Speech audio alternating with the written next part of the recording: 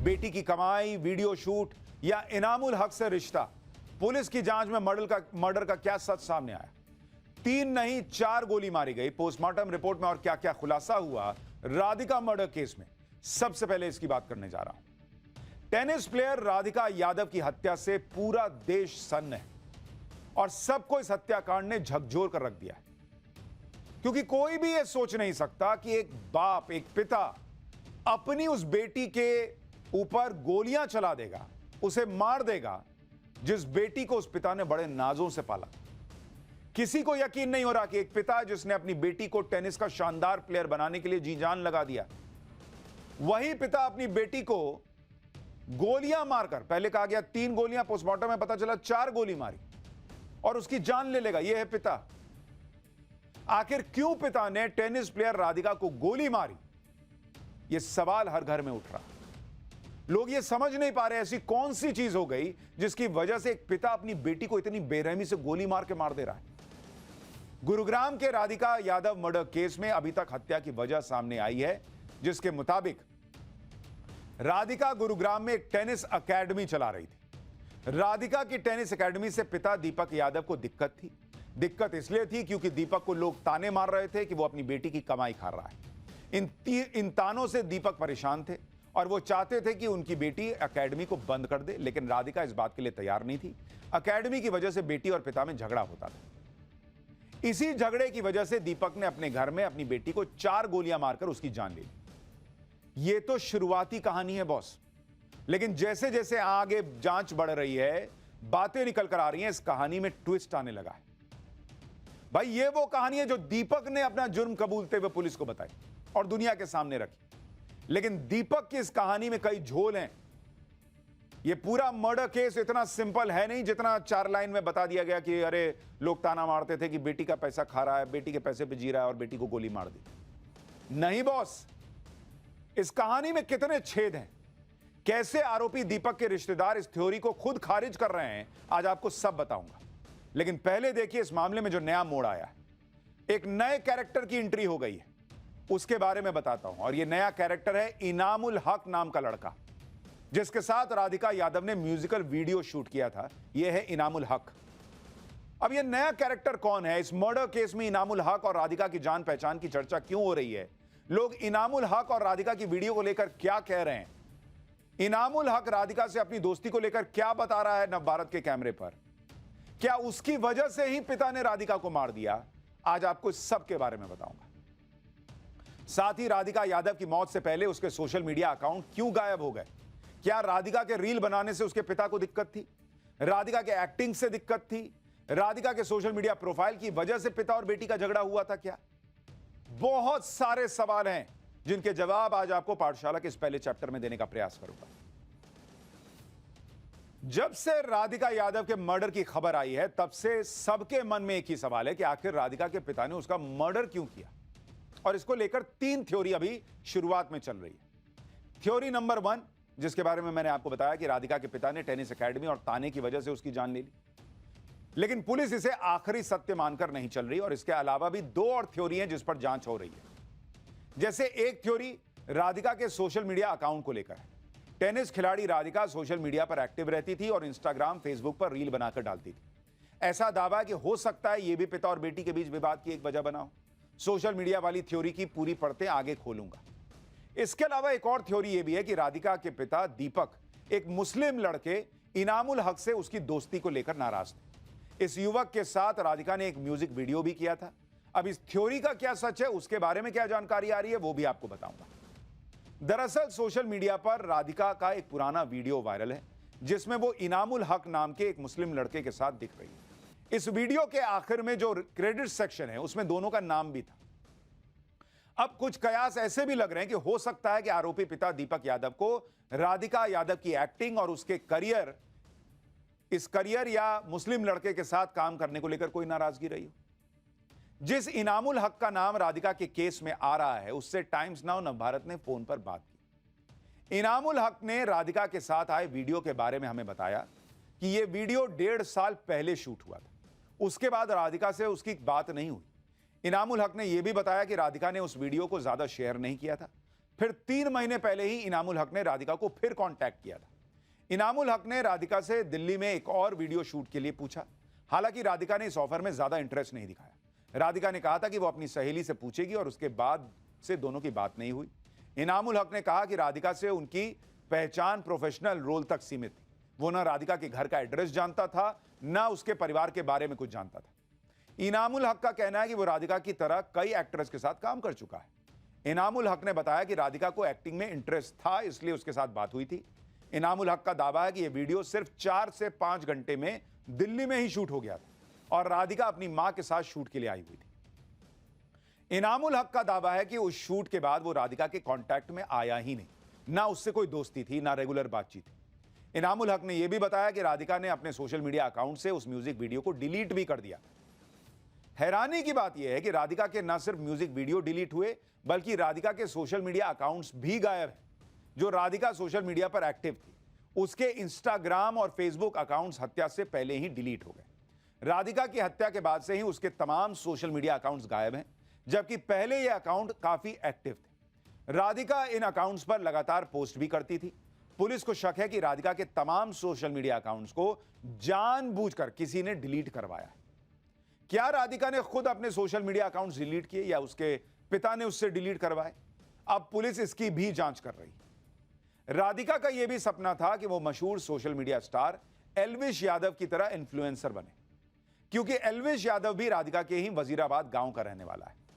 चोट के कारण टेनिस से दूर होने के बाद उसने अपने पिता से कहा था कि मेरे दिमाग में काफी कंटेंट है, मैंने काफी खेल लिया है, अब मैं पैसे कमाऊंगा। राधिका इंस्टाग्राम और फेसबुक पर अपने टेनिस स्किल्स और फिटनेस की रील्स बनाकर पोस्ट भी करती थी, कहा जाता है। वो अपनी मां के साथ भी रील्स बनाकर अपने सोशल मीडिया अकाउंट्स पर शेयर करती थी।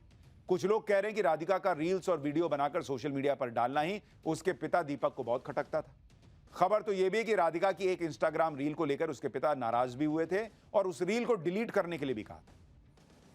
लेकिन कुछ लोगों को यह बात हजम नहीं हो रही कि जिस पिता ने बेटी को टेनिस खिलाड़ी बनाया, टेनिस खेलने के लिए वो हर जगह जाती थी, मतलब पिता खुले सोच के रहे होंगे, वो अचानक इंस्टाग्राम और दूसरी जगह बेटी के पोस्ट देखकर क्यों नाराज होंगे? लेकिन सच क्या है ये कोई नहीं जानता। राधिका यादव की पोस्टमार्टम रिपोर्ट में जो खुलासा हुआ है उससे तो यही लग रहा है कि आरोपी पिता दीपक यादव ने बहुत गुस्से में राधिका का मर्डर किया। पोस्टमार्टम रिपोर्ट के मुताबिक राधिका के शरीर से 4 गोलियां निकाली गई। 3 गोलियां उसके पीठ पर लगी थी और एक उसके कंधे पर लगी थी। आप सोचिए, कोई पिता अपनी बेटी को इतनी बेरहमी से मार रहा है कि 4 गोली उसके शरीर में दाग दिया, और शुरुआती तौर पर खुद ही कह रहा है कि इस बात पर गोली मार दी कि समाज ताना मार रहा था। लेकिन यह बात किसी को भी हजम नहीं हो रही।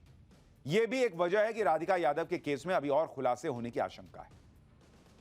जिस दिन राधिका यादव की हत्या हुई उस दिन उसकी मां मंजू यादव का जन्मदिन था और राधिका किचन में अपनी मां का जन्मदिन मनाने की तैयारी कर रही थी।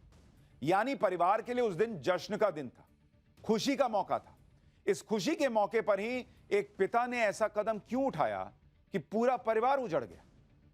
इस मर्डर केस में हैरानी की बात यह भी है कि राधिका की मां मंजू यादव ने पहले पुलिस के सामने बयान दर्ज कराने से इनकार कर दिया, लेकिन बाद में पुलिस को जो मौखिक बयान दिया उसमें कई हैरान कर देने वाले दावे किए।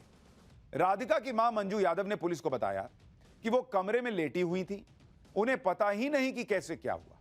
मंजू यादव ने कहा कि वो नहीं जानती कि उनके पति ने बेटी की हत्या क्यों कर दी। मंजू यादव ने कहा कि आरोपी दीपक को हमेशा से अपनी पत्नी और बेटी दोनों पर शक रहता था। एक बार तो दीपक ने अपनी पत्नी से सिर्फ इसलिए झगड़ा कर लिया था क्योंकि वो अपने ही देवर से बात कर रही थी। मंजू यादव ने बयान दिया कि राधिका का चरित्र अच्छा था और उसने कभी परिवार की बदनामी नहीं की। लेकिन यहां पुलिस को मंजू यादव की भूमिका पर भी शक है, क्योंकि गोली चलने की आवाज सुनकर राधिका के चाचा भागे भागे आ गए, लेकिन राधिका की मां मंजू यादव कह रही कि उन्हें पता ही नहीं चला कि क्या हुआ। यह कैसे संभव है? उधर राधिका के पिता दीपक यादव ने पुलिस को जो बयान दिया उसमें उसने यही कहा कि वो समाज के तानों से परेशान हो गए। घटना वाले दिन यानी गुरुवार को क्या हुआ था इसके बारे में डिटेल में राधिका के पिता दीपक यादव ने पुलिस को बताया कि जब वो दूध लेने अपने गांव जाते थे तो लोग ताना मारते थे, कहते थे कि तेरी बेटी तो बढ़िया पैसा कमा रही है, तेरे मजे हैं, तू बेटी की कमाई खा रहा है। लोगों के ताने सुन सुनकर वो परेशान हो गए और उसने अपनी बेटी राधिका से कहा था कि ये एकेडमी बंद कर दो। इस पर राधिका ने कहा था कि लोग क्या कहते हैं मुझे इसकी परवाह नहीं है, आरोपी पिता दीपक ने कहा कि उसने परिवार को भी राधिका से एकेडमी न जाने के लिए कहा था, मगर राधिका नहीं मानी। फिर दीपक ने अपनी लाइसेंसी रिवॉल्वर निकाली और किचन में खाना बना रही अपनी बेटी राधिका को 4 गोलियां पीछे से मार दी। दीपक यादव का कहना था कि वो समाज से मिले तानों से परेशान रहते थे। इन तानों से उनके मान सम्मान को ठेस पहुंचती थी। इसी वजह से उन्होंने यह कदम उठा लिया। पुलिस भी राधिका मर्डर केस की जांच अभी फिलहाल इसी एंगल से कर रही है और अभी तक इसी थ्योरी को मानकर चल रही है। आप गुरुग्राम पुलिस का बयान सुनिए, फिर आपको बताऊंगा कि इस थ्योरी पर आरोपी दीपक के रिश्तेदार क्या कह रहे हैं।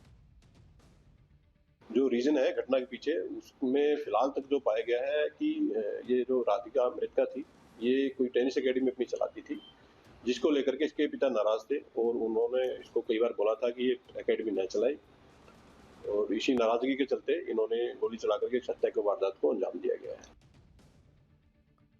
जिस 49 साल के पिता पर अपनी 25 साल की बेटी को 4 गोलियां मारने का आरोप है, अब उस पिता का सबसे लेटेस्ट वीडियो भी देख लीजिए। एक वीडियो है जिसमें दीपक पुलिस की हिरासत में दिख रहे हैं।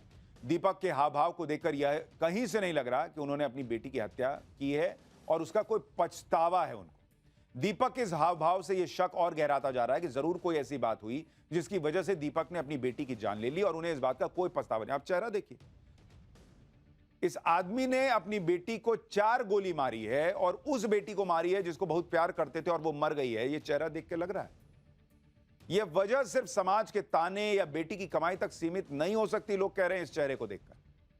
हैरानी की बात यह भी कि राधिका की जिस टेनिस एकेडमी को पिता और बेटी के बीच झगड़े की वजह बताया जा रहा है, राधिका वहां पिछले 25 दिनों से जा ही नहीं रही थी और राधिका ने वहां 1 महीने ही काम किया था।